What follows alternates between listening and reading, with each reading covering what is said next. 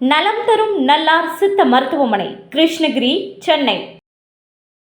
வள்ளுவம் நேயர்களுக்கு வணக்கம். அரசியல் பேசு நிகழ்ச்சிக்கு உங்களை வரவேற்பதில் மகிழ்ச்சி. நம்முடைய இணைந்திருக்கிறார் மூத்த பத்திரிகையாளர் திருசத்தி சுந்தரராமன் அவர்கள். சார் வணக்கம். சார் வணக்கம். சொல்லுங்க சார். விஜயோட வருகைக்கு பிறகு இந்த பவர் ஷேரிங்ன்ற வார்த்தை ஆட்சியில பங்குன்ற வார்த்தை ரொம்ப நிறைய வந்திருக்கு. ஆனா அது கொடுக்கறதுக்கு அதிமுகவோ திமுகவோ தயாரா இல்லை. விஜய் தயாரா இருக்காரு, ஆனா விஜய் கிட்ட யாரும் போறதுக்கு தயாராக இல்லை. இல்லைங்க, இதைத்தான் நான் சொல்றது.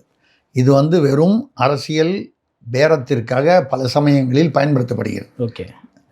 இப்போ அதிகாரத்தில் பங்குன்னு அங்கே அதிமுக அமித்ஷா அவர்கள் என்ன சொல்கிறாரு, தமிழ்நாட்டில் தேசிய ஜனநாயக முன்னணி ஆட்சி அமையும்,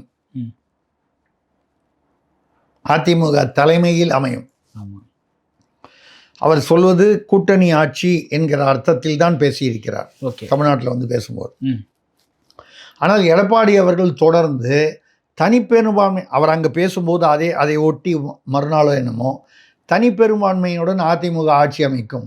யார், பாமக இவர் அன்புமணி போய் இணையும் போது அந்த ப்ரெஸ் மீட்டில் சொல்லியிருக்காரு. ஆமாம், அமித்ஷா பேசிய பிறகும். அப்போ இந்த அதிகாரத்தில் பங்கு என்பதை திமுகவும் ஏற்றுக்கொள்வதில்லை, அதிமுகவும் ஏற்றுக்கொள்ளவில்லை.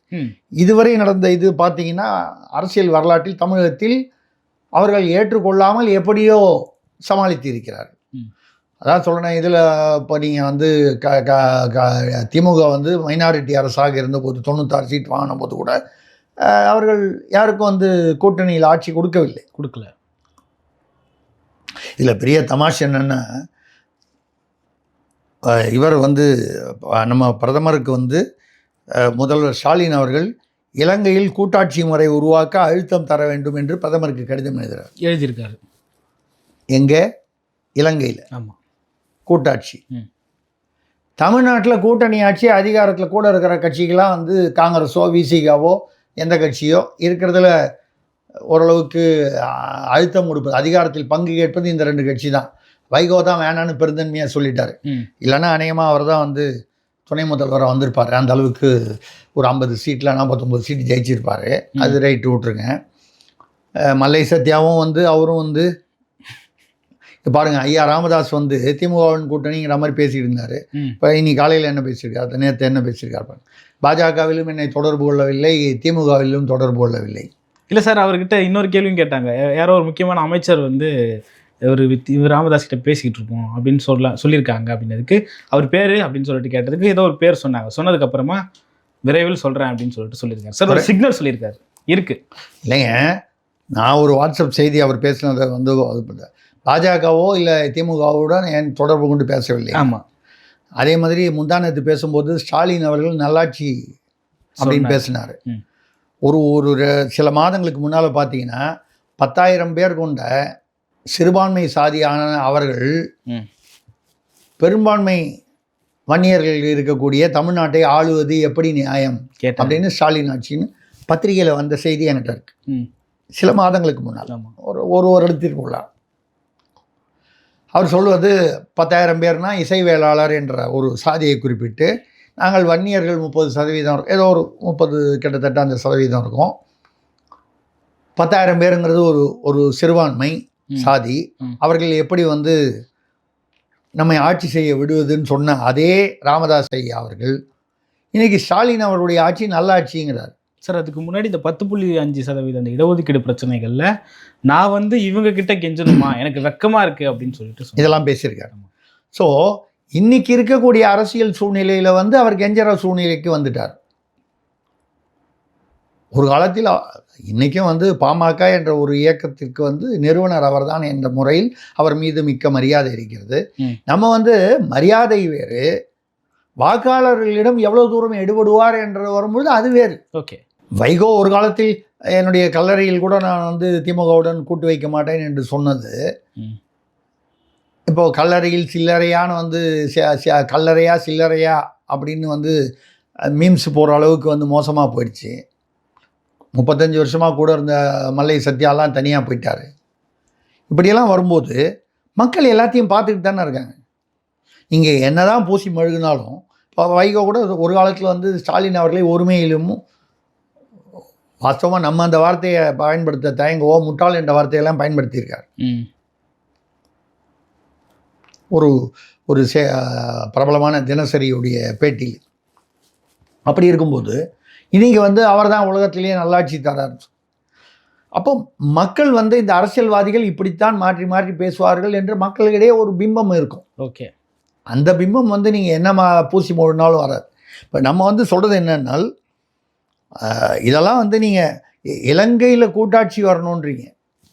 சார், ஈழத்தமிழர்களுக்கு பாதுகாப்பை உறுதி செய்யும் வகையில் பிரதமர் மோடி வந்து நம்ம அந்த தூதரகத்தெல்லாம் பலப்படுத்தி பார்த்துக்கணுன்ற மாதிரியான ஒரு அறிக்கை இருந்தது, ஒரு கடிதம் எழுதியிருந்தார்.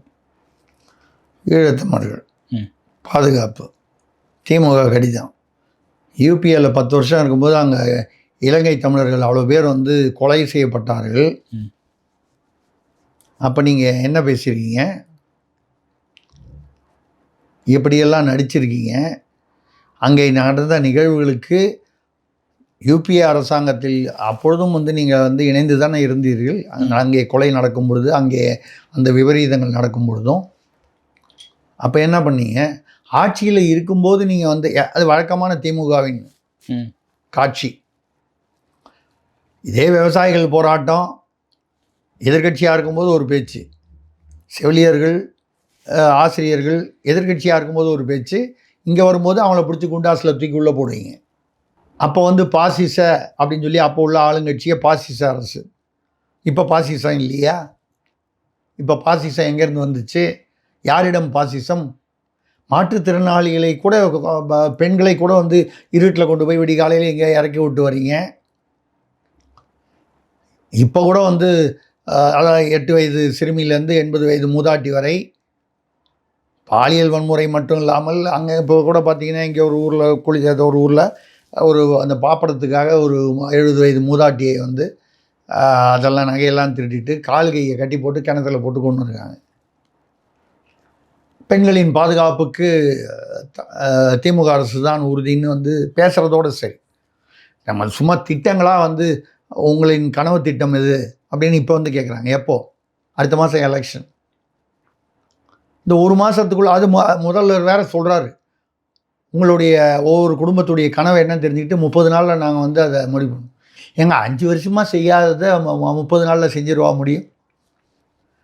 இப்போ மக்களுடைய கனவு திட்டமே ஒரு நல்ல ஆட்சி, நேர்மையான ஆட்சி, ஒரு மாற்றம் வர வேண்டும் என்பது தான் மக்களுடைய கனவு. ஓகே, மாற்றம் வர வேண்டும் என்றால் என்ன அர்த்தம்? இருக்கிற ஆளு சீட்டை காலி பண்ணணும்னு அர்த்தம். ஓகே, இப்படிப்பட்ட ஒரு அப்போ அந்த கனவு திட்டத்தை நீங்கள் நிறைவேற்ற வேண்டும் என்றால் திமுக இந்த தடவை தேர்தலில் நிற்கக்கூடாது. ஓகே, இன்றைக்கி உள்ள அதிருப்தியை வச்சு சொல்கிறேன். அரசு ஊழியர்கள் அந்த ஓல்டு பென்ஷன் ஸ்கீம் சொல்லி வேறு ஒன்று கொண்டுங்க, டாப்ஸ்னு ஒன்று. அவன் பாக்கெட்டில் இருக்கிற பணத்தை எடுத்து நாங்கள் வந்து கையில் வச்சுக்கிட்டு அவன் ஓய்வு பெறும்போது அவனுக்கு திருப்பி கொடுப்போம். நாங்கள் கொடுக்க வேண்டிய பணத்தை அதுக்கப்புறம் ஓய்வு பெற்றதுக்கப்புறம் அவன் உயிரோடு இருக்கும்போதோ இல்லை அவனுக்கு அப்புறமோ கொடுப்போம். என்ன விதமான சமூக நீதி இது? முதல்ல வந்து இனிப்பு கொடுத்து கொண்டாடின அதே அரசு ஊழியர்கள் ஜாட்டோஜியெல்லாம் இப்போ அங்கே உள்ளுக்குள்ளேயே பிரச்சனை. இதில் கொண்டாடுறதுக்கு என்ன இருக்குது? நம்ம பணத்தை வாங்கி அவங்க வச்சுக்கிறாங்க. இந்த பணத்தை நம்மளே வச்சுக்கிட்டா கூட ஏதோ ஒரு குடும்பத்துக்கு பயன்படும், இல்லை வேறு எங்கேயாவது சேமிப்பு திட்டத்தில் போடலாம். இப்படி இவர்களுடைய இது இருக்குது. ஏதாவது இந்த சமயத்தில் இந்த பராசக்தி வந்து, அதாவது பராசக்தி வந்ததனால் ஏற்கனவே திமுகவிற்கும் காங்கிரஸுக்கும் இருக்கக்கூடிய, காங்கிரஸில் ஒரு பகுதி பெரும்பான்மையான தமிழ்நாட்டு காங்கிரஸில் நீங்கள் சோடங்கரும் வந்து இவரும் அவர் பேர் என்ன பிரவீன் சக்கரவர்த்தியும் வந்து அவர்கள் வந்து மேலெடுத்து உத்தரவு இல்லாமல் பேசுகிறார்கள் என்று நம்ப முடியாது சார். ஆனால் காங்கிரஸ் மாதிரி கட்சிகளில் மேலெடுத்து உத்தரவு இல்லாமல் யாருமே பேச முடியாது. அப்படி பேசினா உடனடியாக அடக்கிடுவாங்க. இப்போ திமுகவில் பேச முடியுமா? ஐப்பெரியசாமி வந்து அதிகாரத்தில் பங்கில்லை என்று சொல்கிறார் என்றால் மேலெடுத்து அனுமதி இல்லாமல் பேச முடியுமா? முடியாது. அதே மாதிரி தான் காங்கிரஸும், எல்லா கட்சிகளும் அப்படி தான் இருக்கும். Okay sir. ஆனால் இன்னொரு நரேட்டிவும் சொல்கிறாங்க சார், இந்த மாதிரி விஜயை காட்டி காங்கிரஸ் வந்து திமுக கிட்ட அதிக சீட்ஸ் வந்து ஐயா, அதைத்தாங்க நான் சொல்கிறேன். இவ்வளோ நாள் அந்த மாதிரி வந்து பேரம் பேசாமல் இங்கிருந்து நான் அதிமுகவுக்கு போயிடுவேன்னா அதில் சில சிக்கல்கள் இருந்தன. ஓகே, அப்போ காங்கிரஸுக்கு டிமாண்ட் அதிகமாக இருக்குன்னு எடுத்துக்கலாமா? அப்படி இல்லை. விஜய் வந்து இப்பொழுது வந்து கிட்டத்தட்ட ஒரு ஸ்டெப்பிங் ஸ்டோன் மாதிரி இருக்கார். ஓகே, விஜய் தோளில் ஏறி நின்று விஜயை காண்பித்து இந்த சாப்பாடு சாப்பிடும்போது குழந்தை சாப்பிட்லன்னா என்ன பண்ணுவேன்? பூச்சாண்டி வருது, ஓகே, பிடிச்சி கொடுத்துருவேன், சாப்பிடு. ம். இல்லையா? ஆமாம். கிட்டத்தட்ட விஜயை பூச்சாண்டி மாதிரி தான் வச்சுருக்காங்க. நான் பூச்சாண்டின்னு சொல்கிறதுனால தப்பாக நினைக்காதீங்க, ஒரு குழந்தைய அந்த உதாரணத்துக்காக சொல்கிறேன். பூச்சாண்டி போல் ஏன் வச்சுருக்காங்கன்னா, முன்னால் வந்து நாங்கள் இங்கெல்லாம் அதிமுகவுக்கு போவோம்னா இப்போ திருமாவளவன் சொல்கிறான்னு வைங்க, அது எப்படி போவீங்க? அதிமுகவில் பாஜக இருக்கு, உங்களால் போக முடியாது, எங்களுக்கு தெரியாதா? இப்படி ஒரு நிலை. ஓகே. அதிமுக பாஜக கூட்டணி, காங்கிரஸ் வந்து நீங்கள் கூட்டணி சொல்லணும்னு நாங்கள் தனியாக போய் நிற்போம், நீங்கள் தனியாக நின்னா என்ன ஒன்று எங்களுக்கு தெரியாதா? நீங்கள் பாஜக இருக்கிற அன்னைக்கு நீங்கள் போக முடியாது, எங்களுக்கு தெரியாதா? இப்படி இருந்த அரசியல் களம். சீமான் யாரோடனும் கூட்டணி இல்லைன்ட்டார். முக்கியமாக தேசிய திராவிட கட்சிகளோடு இல்லைன்ட்டார். யாரோடனும் இல்லைன்ட்டார். இப்போ அவரை காமிச்சு பண்ண முடியாது. சப்போஸ் சீமான் கூட்டணிக்கு தயார் என்று ஒரு வார்த்தை சொல்கிறான்னு சொல்லலை, சொன்னார்னா அப்போ சீமானை காமிச்சு இங்கே அழுத்தங்கள் கொடுக்கலாம். இப்போது யாரையாவது காமிச்சு அழுத்தங்கள் கொடுக்கணும் அப்படின்னா அதுக்கு தான் அந்த பூச்சாண்டி உதாரணம். விஜயை காண்பித்து தான் அந்த அழுத்தம் கொடுக்க முடியும். ஓகே. அதை காங்கிரஸ் செய்கிறது, விசிக வேண்டிய அளவில் செய்கிறது, இப்படி தான் செய்து கொண்டிருப்பார்கள். திமுகவிற்கும் வந்து இது இப்படித்தான் பூச்சாண்டியாக தான் வச்சு பண்ணுறாங்கன்றது திமுகவுக்கு தெரியும். அவர்களுடைய அரசியல் அனுபவத்தில் அது தெரியும்.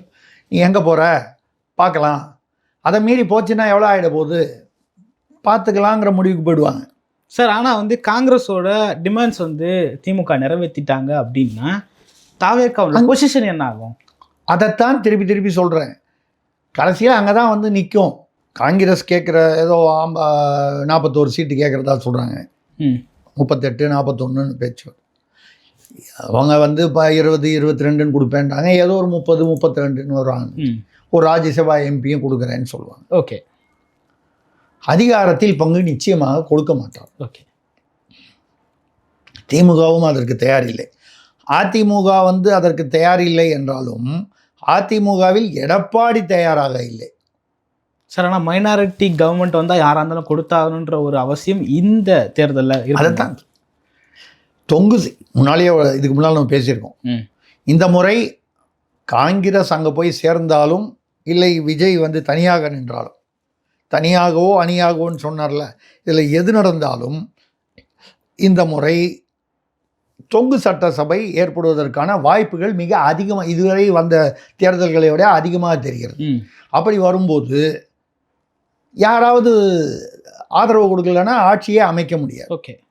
எந்த அதிமுக, நான் திருப்பி திமுக அதிமுக, இதை தாண்டி விஜய் வந்து 40% தனியாக நின்று ஓட்டு வாங்கிடுவாருன்னு நான் நம்பலை. ஓகே.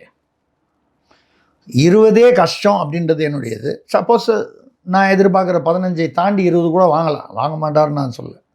ஆனால் 40 80 வாங்கினா தான் வந்து ஆட்சிக்கு அமர முடியும். ஓகே. சராசரியாக ஏதோ சில தொகுதிகளில் வந்து அதிகமாக ஓட்டு வாங்கலாம், ஆனால் 40% என்பது அப்படி இருக்கும் பொழுது இங்கே தான் வந்து பார்த்தீங்கன்னா இந்த மைனாரிட்டி ஓட்ஸ் இது எப்படி போகுதுன்னு இப்போ கூட பார்த்தீங்கன்னா இன்னைக்கு காலையில் நேற்று திருச்சியை சேர்ந்த இனிகோ இருதயராஜ் அவர்கள் எம்எல்ஏ, அவர் கிறிஸ்தவர் என்பது பேரிலேயே தெரிகிறது.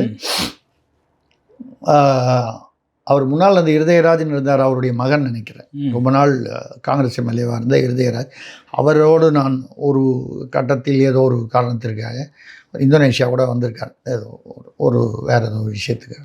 அவருடைய மகன் என்று நினைக்கிறேன். அதான் இனிகோ இருதயராஜ் காங்கிரஸ் எம்எல்ஏ, சாரி திமுக எம்எல்ஏ. ஆமாம். இனிகோ இருதயராஜ் அவர்கள் திருச்சியில் அவர் வந்து ராஜினாமா கடிதம் கொடுத்திருப்பதாக சில பத்திரிகை செய்திகள் சொல்கின்றன. அவர் திமுக எம்எல்ஏ. இனிகோ இருதயராஜ் திமுக தானே சார்? இனிகோ இருதயராஜ் திமுக தானே? ஆமாம்.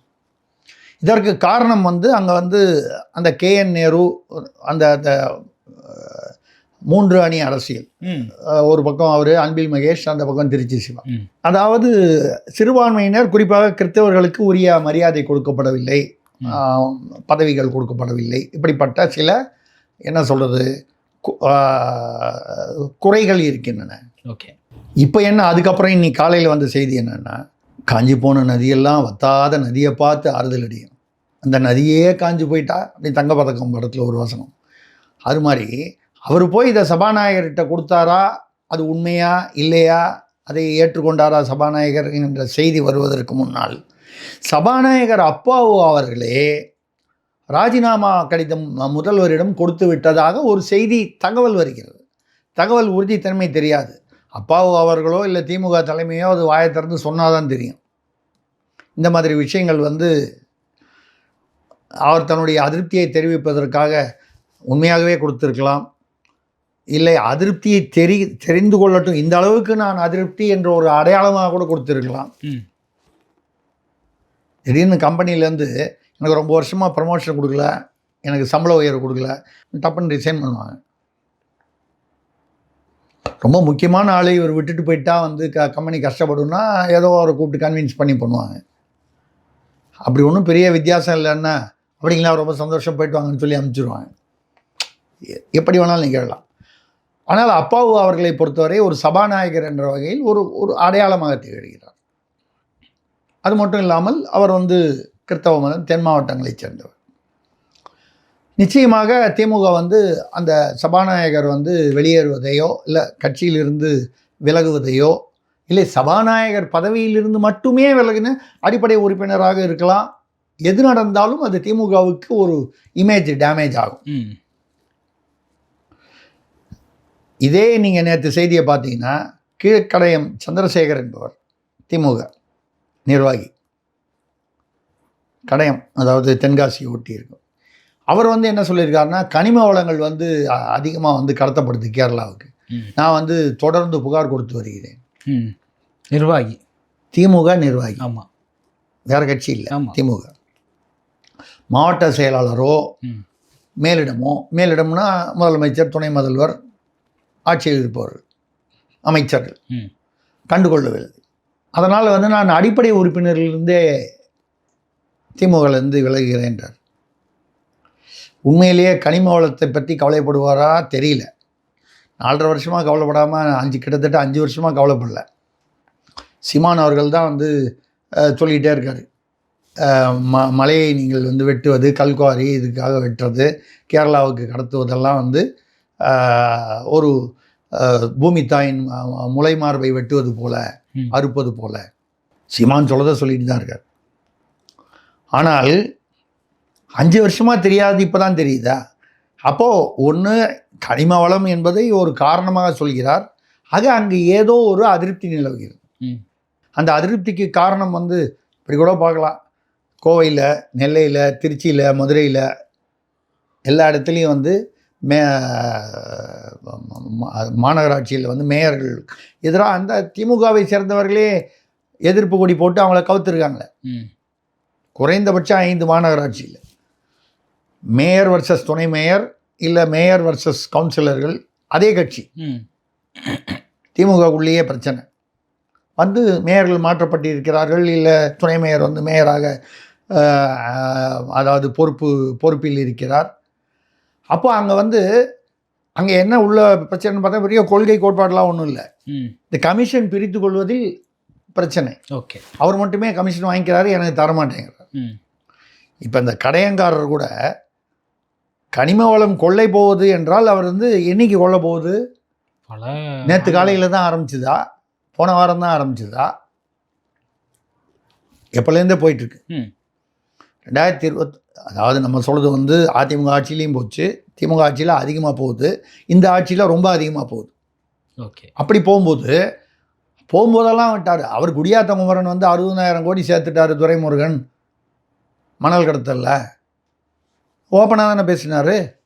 அவருடனே அரசியல் பயணம் செய்தவர் துரைமுருகன். சொன்னாரா இல்லையா? பிடிஆர் தியாகராஜன் முதல்வரின் குடும்பத்திலேயே அவங்களே 30,000 கோடி பணம் சேர்த்துட்டாங்க, அது எப்படி அவாலா மூலம் வெளிநாட்டில் முதலீடு பண்ணதுன்னு சொல்லி பேசியதாக சொல்லும் ஆடியோ வந்ததா இல்லையா?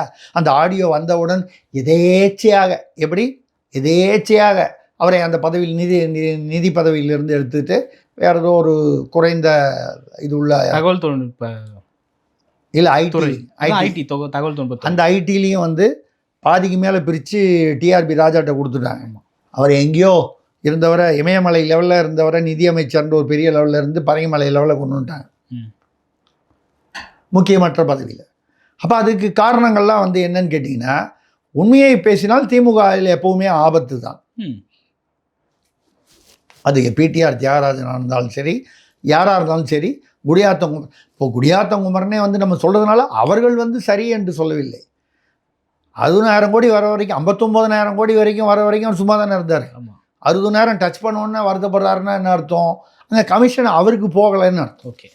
வருத்தத்திற்கு காரணம் வந்து நான் நேர்மையான நிர்வாகி, மக்கள் விரோத போக்கை திமுக அப்படி இல்லை. எனக்கு கமிஷன் கொடுத்துட்டா நான் அமைதியாக இருப்பேன். இந்த 5 மாநகராட்சியில் பிரச்சனை வந்துச்சுன்னு சொல்லும்போது அந்த பிரச்சனைக்கு காரணம் என்ன? அந்த கவுன்சிலர்கள்லாம் வந்து நம்ம வந்து நேர்மையாக வந்து கட்சி நடத்தணும், ஆட்சி நடத்தணும், அதனால் நாங்கள் வந்து மேயருக்கு எதிராக இருக்கோம்னு சொல்கிறாங்களா? இல்லையே. அவர் மட்டும் வாங்கிட்டாரு, எங்களுக்கெல்லாம் பிரித்து கொடுக்கல, எவ்வளோ தானே.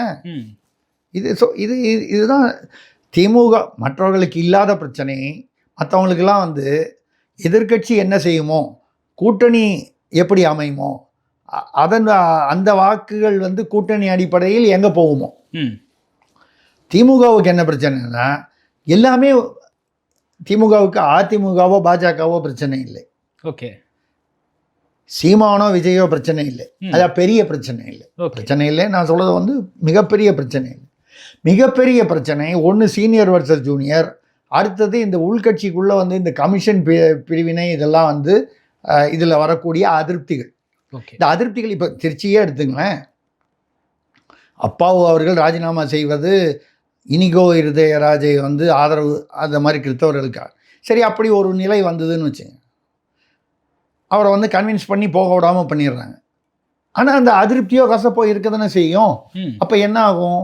ஏற்கனவே காங்கிரஸ் பிரிஞ்சு தாவேகா பக்கம் போகுது.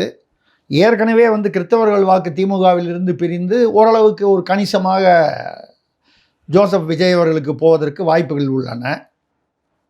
அவர் கிறிஸ்தவர் என்பதால் போவதற்கு வாய்ப்புகள் இயல்பாக உள்ளது. இஸ்லாமியர்கள் வாக்கு வந்து அந்த மாதிரி பிரிஞ்சு போகுமா அப்படின்னு கேட்டால் இது வரைக்கும் அந்த இஸ்லாமியர்கள் வாக்கை பிரிக்கக்கூடிய ஒரு இது வந்து என்னன்னா காங்கிரஸ் மட்டும்தான். இப்போ காங்கிரஸ் தாவேகா பக்கம் போனால் பொதுவாக இஸ்லாமியர்கள் பாஜகவை விரும்ப மாட்டார்கள்.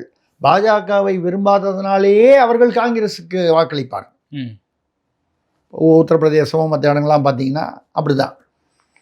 அப்போ இப்போ கிறிஸ்தவர்கள் வாக்கு விஜய் மூலமாகவும்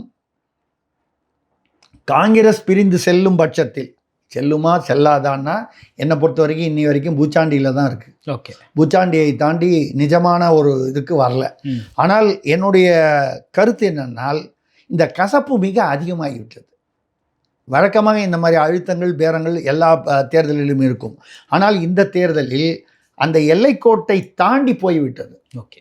அது காங்கிரஸ் போச்சா திமுக விரட்டிச்சா அப்படிங்கிறது 2 பக்கமும் இருக்கலாம்.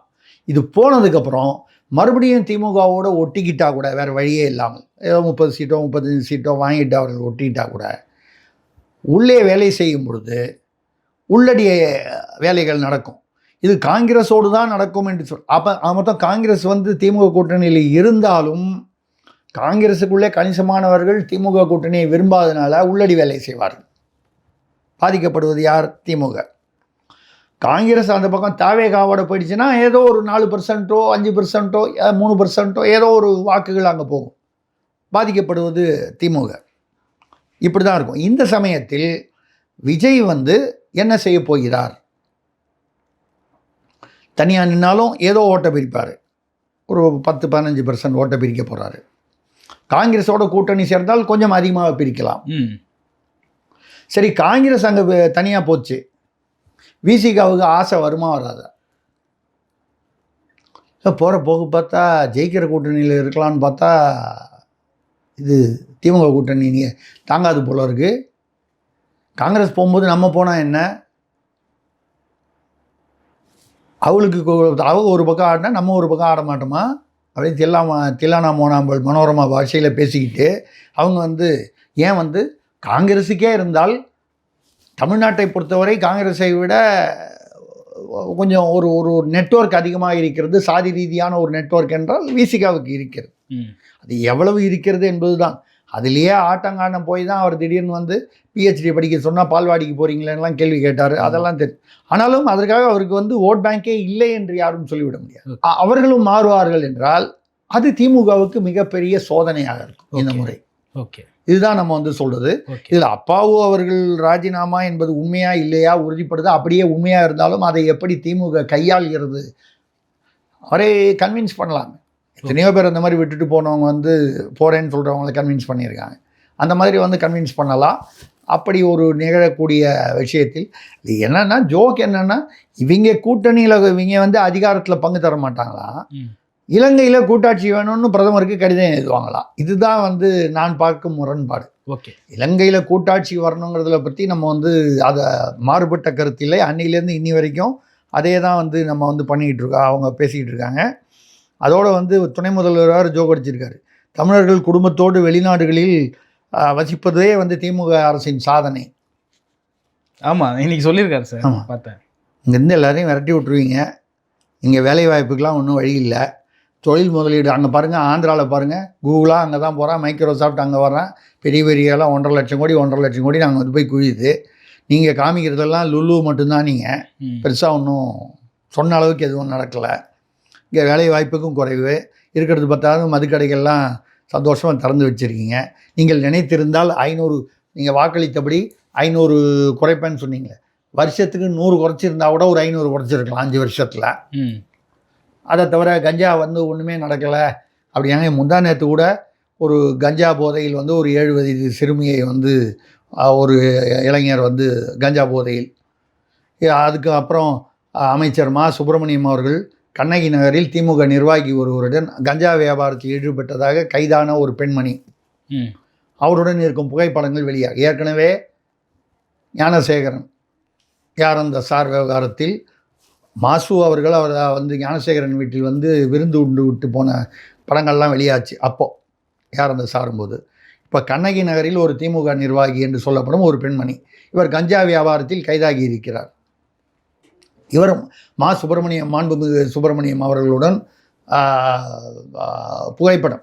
நீங்கள் சொல்லலாம் சார் எவ்வளோ பேர் வந்து புகைப்படம் எடுத்துப்பாங்க அதெல்லாம், ஆனால் திமுக நிர்வாகியாகவும் இருக்கிறார் என்று ஒரு செய்தி வருகிறது. அது எப்படிங்க வந்து அது கஞ்சா வியாபாரம் இதில் வர்றதுன்னா, கள்ளக்குறிச்சியில் கள்ளச்சாராயமாக இருந்தாலும் திமுக நிர்வாகிகள், திமுக எம்எல்ஏக்கள், கஞ்சா வியாபாரம்னாலும் அதில் வந்து விநியோகம் என்றாலும் அது வந்து திமுக. இன்றைக்கி கூட அயலக அணின்னு சொல்லி வரும்போது பார்த்தேன், எல்லா தூண்லேயும் வந்து பெரிய அயலக அணி, திமுக அயலக அணி விழா கொண்டாடுறாங்க. இந்த அயலக அணியில் தான் இந்த ஜாஃபர் சாதிக் இருந்தார். கஞ்சா இது மெட்ஸு கடத்தலில் கைதான ஜாஃபர் சாதிக்கு திமுகவில் நிர்வாகி, டைரக்டர் அமீர் படத்தில் மட்டும் இல்லாமல் முதல்வருடைய குடும்பத்தில் அவங்க அந்த இயக்குனராக இருந்த படத்திலும் அவர் வந்து பணம் போட்டிருக்கிறார். அப்போ அயலக அணிக்காக நீங்கள் விழா கொண்டாடுகிறீர்கள் என்றால் அது அயலக அணிக்காகவா? அயலக அணினாலே இப்போ போதைப் பொருளோடு ஒரு தொடர்புன்னு ஒரு வெளியில் ஒரு பிம்பம் வந்து விட்டதே. அப்போ நீங்கள் போதைப் பொருள் விழாவாக கொண்டாடுகிறீர்களா? ஏன்னா நேற்று வரைக்கும் நடந்துட்டுருக்கு.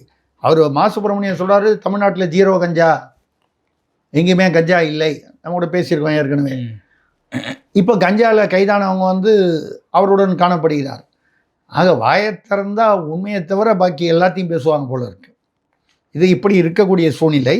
அரசியல் ரீதியில் விஜய் அவர்கள் எடுக்க போகும் முடிவு, இந்த சிபிஐ என்கொயரிக்கு அப்புறம் வந்து அவர் காங்கிரஸுடன் சேரப்போய் அவர் நிச்சயமாக ஓட்டை, எதிர்க்கட்சிகள் ஓட்டை பிழைக்கிறாரா, திமுக வாக்கை பிழைக்கிறாரா என்றால் திமுகவுடைய வாக்குகளை அதிகம் பிளப்பார், பிரிப்பார் என்று நான் எதிர்பார்க்கிறேன். அது எதிர்க்கட்சிகள் வாக்குகளை அவர் பிரிக்கவே மாட்டார்னு நான் சொல்லலை. இவங்களது X% எதிர்க்கட்சிகள் வாக்கை பிரிப்பார் என்றால் திமுக வாக்கை X+ என்ற வகையில் பிரிப்பார். ஓகே. அந்த வகையில் அவர் தனியாக நின்றாலும் திமுகவுக்கு பிரச்சனை, காங்கிரஸ் அங்கே போய் அணியாக நின்றாலும் திமுகவுக்கு பிரச்சனை. சரி, காங்கிரஸ் வந்து விஜயை காட்டி பூச்சாண்டி காட்டி இங்கேயே தொடர்ந்தாலும் காங்கிரஸ் இன்று இருக்கும் அங்கே உள்ள தலைவர்கள் மனநிலை நிச்சயமாக திமுகவிற்கு தலைவலியை தரும் அப்படிங்கிறது தான். இப்போ இந்த தேர்தல் எல்லாருக்கும், எல்லா கட்சிகளுக்கும் என்னை பொறுத்த வரைக்கும் தலைவலியே இல்லாமல் இருக்கிற ஒரே கட்சி சீமான் கட்சி தான். நான் சீமானை ஆதரிக்கணுன்றதுக்காக சொல்லலை. ஓகே. கூட்டணி எதுவும் இல்லை, அதனால எந்த பிரச்சனையும் இல்லை அவருக்கு. அவருக்குன்னு ஒரு வாக்கு வங்கி இருக்குது. அது 8%ங்கிறது எவ்வளவு கூட வருன்றது மட்டும் அவர் பார்த்துக்கிட்டா போதும். ஓகே. பாக்கி எல்லா கட்சியுமே குழப்பத்தில் தான் இருக்குது. ஓகே. அதுதான் வந்து இன்றைய நிலைமை. ஓகே பார்க்கலாம். ஓகே போக போக தெரியும் என்று சொல்வதை விட போக போக தெளியும் ஓகே தெளியும் என்று முடித்துக் கொள்ளும். ஓகே சார், பல்வேறு கருத்துக்களை பகிர்ந்து கொண்டீங்க. மற்றும் ஒரு கால் சந்திப்போம். நன்றி. நன்றி, வணக்கம்.